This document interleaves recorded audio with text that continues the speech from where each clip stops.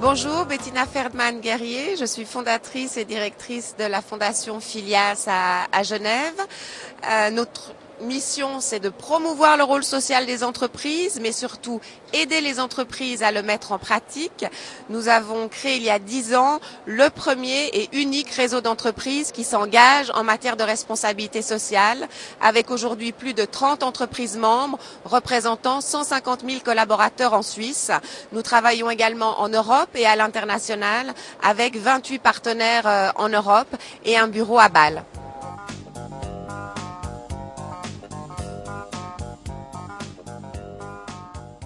Alors clairement, depuis quelques années, l'agenda, la responsabilité sociale des entreprises est devenue à l'agenda des entreprises. Clairement, on a pu constater aussi que durant cette période de crise, l'ensemble des entreprises avec lesquelles on travaille et qui sont membres de notre réseau ont tenu leur engagement, ont développé des projets, se sont aussi rendus compte finalement que dans une période difficile économiquement, leur rôle citoyen était primordial, aussi bien par rapport à la communication interne auprès de leurs collaborateurs que vers l'extérieur et la collectivité dans laquelle elles se situent.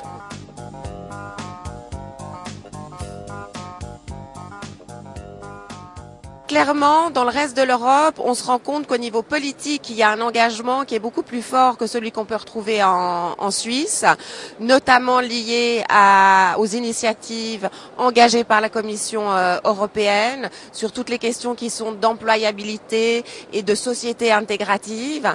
Maintenant, on a la chance dans notre pays d'avoir des instances à la fois cantonales et fédérales qui s'engagent et avec un dialogue, je dirais, avec l'ensemble des parties prenantes. Mais l'aspect social, je dirais, est encore assez peu traité si on le compare avec des questions d'ordre environnemental et de durabilité.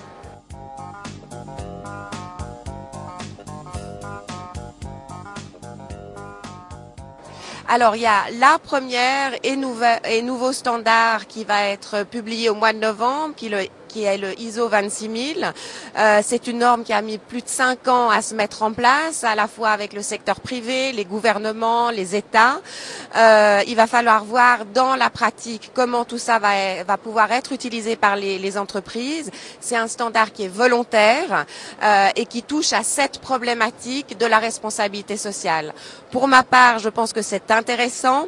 En même temps, il faut faire toujours attention avec les standards, à savoir se dire que c'est un point de départ pour développer des processus et des pratiques responsables au sein des entreprises, mais pas considérer qu'on le fait une fois et que c'est tout. Donc c'est vraiment une porte ouverte à plus de pratiques, à plus de processus. De ce point de vue-là, c'est positif.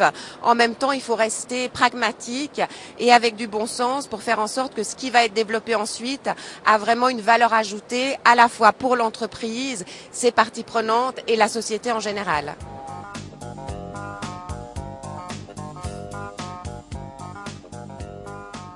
Concrètement, nous, on a publié en fait un fascicule avec la FAIR et le centre patronal, justement en faisant le constat de se dire comment est-ce qu'on peut partager notre expérience de 10 ans auprès des PME.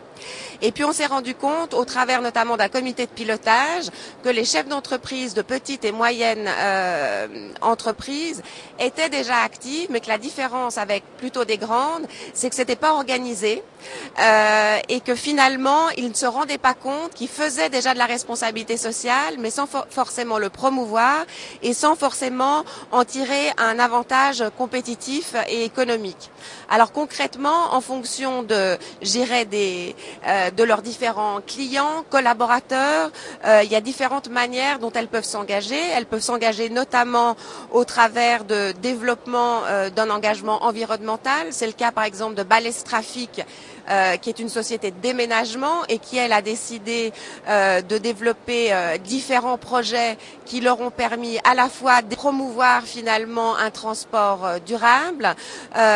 D'autres PME ont notamment intégré des personnes qui sortaient du milieu carcéral pour leur offrir la possibilité de se réinsérer et ont pu voir qu'ils avaient des collaborateurs qui étaient loyaux, motivés et donc ça a vraiment créé une culture d'entreprise entreprises intéressantes. Tout ce qui est la flexibilité du temps de travail pour des PME est aussi un élément important, l'égalité entre les hommes, les femmes. Mais je dirais que principalement, si on veut démarrer une démarche, c'est avant tout pour les PME de déjà dresser un état des lieux de ce qu'elles font, parce qu'elles font des choses mais elles le savent pas forcément. Commencer par petits pas. Et puis surtout communiquer ce qu'elles font et pourquoi elles le font, et ainsi attirer des nouveaux clients, fidéliser leurs clients qui seront de plus en plus sensibles à ça. Et je dirais que par rapport à l'aspect des PME, on peut considérer aussi qu'elles sont des fournisseurs des grandes entreprises et qu'aujourd'hui, les grandes entreprises qui sont elles-mêmes soumises à un certain nombre de pressions doivent pouvoir montrer qu'elles travaillent avec des fournisseurs qui s'engagent en matière de responsabilité sociale. Mais bien évidemment, la clé reste la transparence et la gouvernance, que ce soit une grande ou une petite entreprise.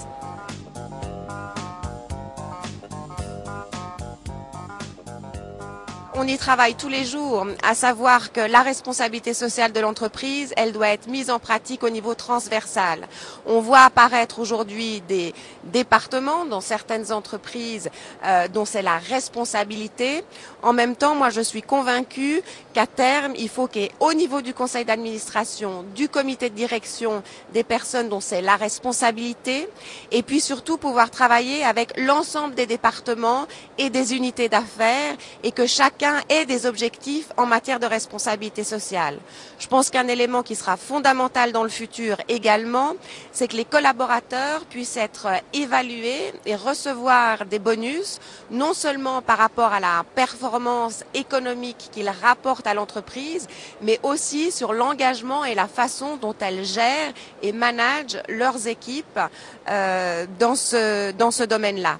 Et puis l'élément, je dirais, fondamental qui est en train de voir le jour, mais qui forcément ira en se développant dans le futur, c'est qu'avec la complexité de notre société économique, l'impact social et toute la notion de durabilité, on va aller vers de plus en plus de partenariats, des partenariats publics-privés, où finalement l'entreprise, l'État et les organisations à but non lucratif vont se mettre ensemble pour trouver des solutions et apporter chacun une partie de leur savoir-faire pour pouvoir solutionner les problèmes de notre société d'aujourd'hui et de demain.